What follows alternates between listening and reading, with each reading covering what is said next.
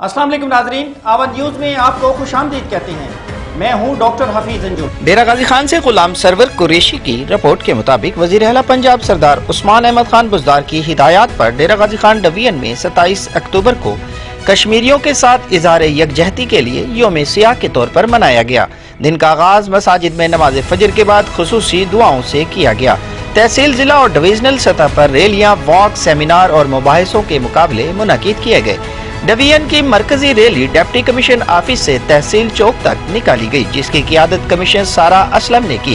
Deputy commissioner Zeeshan Javed समेत divisional ज़िला अफसरान, मुलाजमीन, सिविल सोसाइटी और जिंदगी के हर शोबा से ताल्लुक रखने वाले अफराद ने शिरकत की। शुरका ने बाजुओं पर स्याह पट्टियां बांधने के साथ कौमी और कश्मीर के परचम उठाए हुए थे। शुरका ने कश्मीर बनेगा पाकिस्तान, कश्मीर पाकिस्तान की शारग है, कश्मीर को कभी तन्हा नहीं छोड़ा जाएगा के फलक शगाफ नारे लगाए, जबकि कश्मीर की आज़ादी, मुल्क और कौम की खुशहाली के लिए दुआ की गई।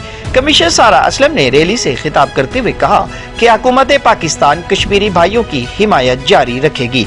कश्मीरी अपने आप को अकेला ना समझे, इन पर जुल्म और बर्बरियत की सियाह रात खत्म होने वाली है। वो दिन दूर नहीं जब कश्मीरी भी आज़ाद फिजा में सांस लेंगे।